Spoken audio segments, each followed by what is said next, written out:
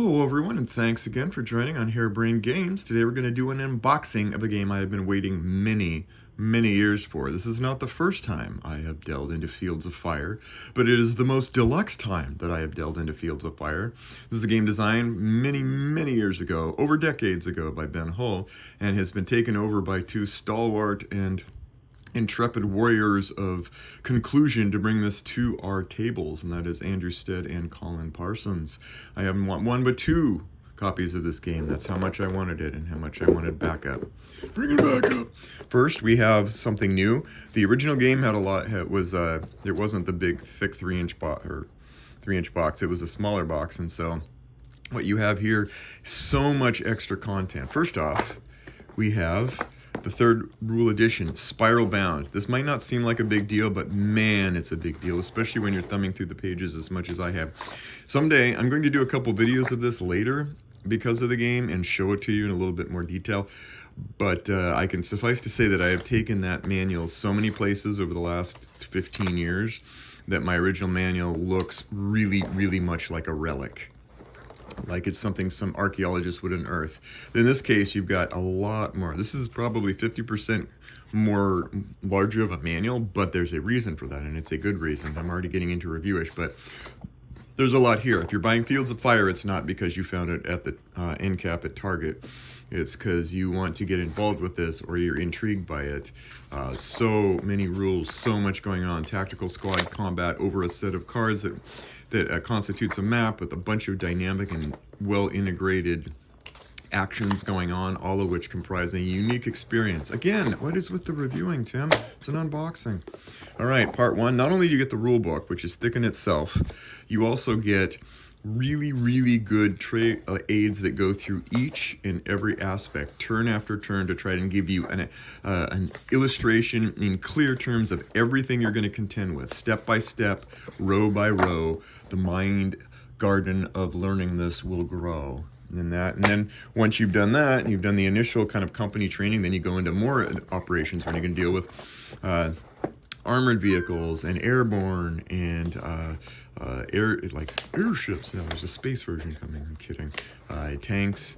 Urban warfare will eventually make its way here. And then if that wasn't enough, they also give you a look. If you really just want to get up and going and just kind of learn super clearly a basic version, this is also in there. You probably should start here.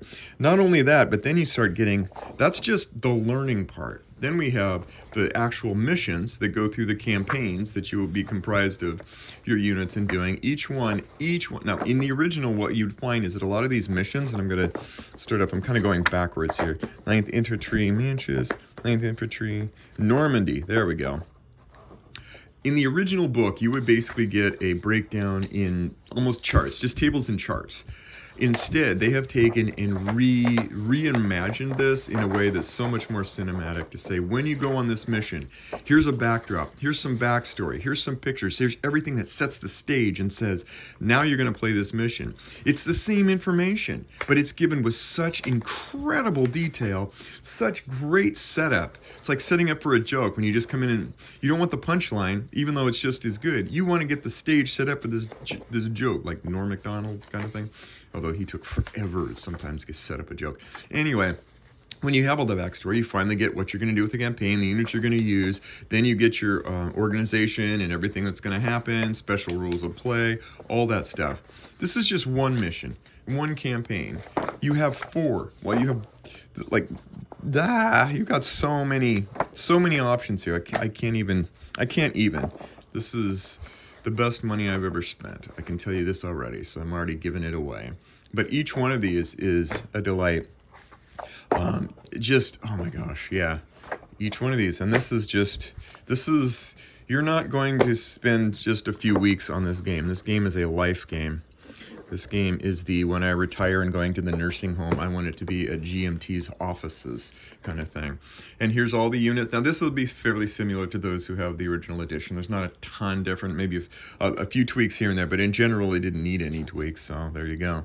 You've got a lot of these units, and none of this is going to make sense unless you're A, super smart, which I'm not, B, spent 15 years trying to decipher it, or C, you just go through it. You just go through the missions and the motions. And not only do you get that, you also get charts and tables, a player aid.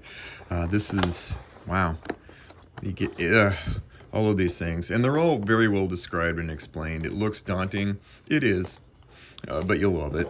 And then the menus, again, like these are all of the options. It's like going to one of those places where they want to serve everything and every style of food. And so you come in and you look at the menu and you're like, this is going to take 20 minutes. But what you really end up just doing is getting a burger anyway. This is the same way. You've got all these missions and all these things to do, but in general, only a handful of these are the ones that you're really going to generally use as a core element. But the fact that they have the options to do so many things really sets this game apart. And you've got some nice, you can photocopy these. You can use these for a jug band. Okay.